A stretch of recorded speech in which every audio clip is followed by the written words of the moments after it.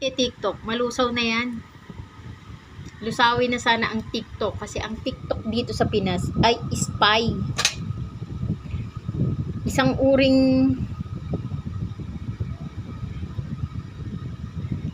ang TikTok sa Pinas ay spy.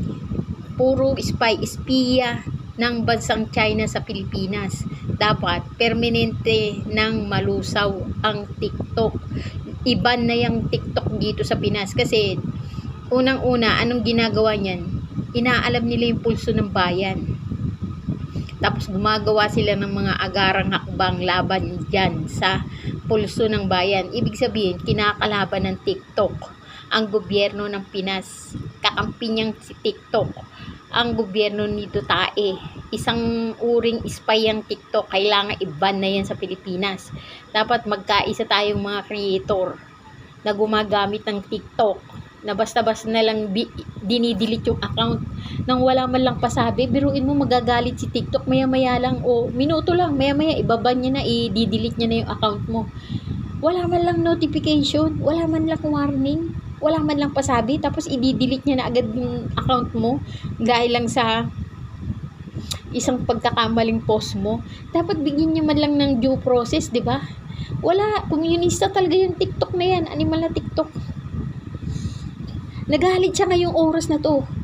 Oh, ngayon lang, minuto lang. Permanently ban na yung account ko.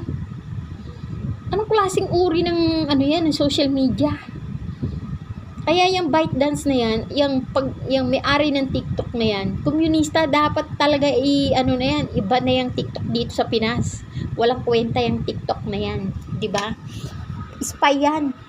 Huwag kayo gumamit ng TikTok kasi ini-spy niya yung mga tungkol sa detalye nyo at hindi niya binibigay yung kopya ng inyong account pagka nilusaw niya. Permanently ban na dapat yung TikTok dito sa Pinas. Kasi yan, uring espiya yan. Ini-espiya niya ang mga Pilipino. Tapos ano gagawin niya? Kung mga kinaiinisan niya, dahil lang nag-post ako kay Lee Kuan Yew. Kasi si Lee Kuan Yew, Singaporean Prime Minister na miyembro ng mafia na Samgor Triad. Yung Samgor, Hong Kong Triad yan. Pero umaabot yan hanggang Singapore, hanggang Malaysia, hanggang buong mundo, California, hawak nila San Francisco, yung Samgor, Hong Kong Triad. Yung Samgor, ang pinag-ugatan yan ay China. At alam mo naman, ang Singapore ay China. Samgor, China yan. At yung si Lee Kuan Yew, Prime Minister ng Singapore, pero suportado ng China. At yung TikTok, China, iisa. Kaya nung nag-post ako tungkol kay Lee Kuan Yew, galit na galit ang TikTok. Binan agad-agad. Nilusaw niya yung account ko. Ni walang pasabi, ni ha, ni ho. Visit TikTok.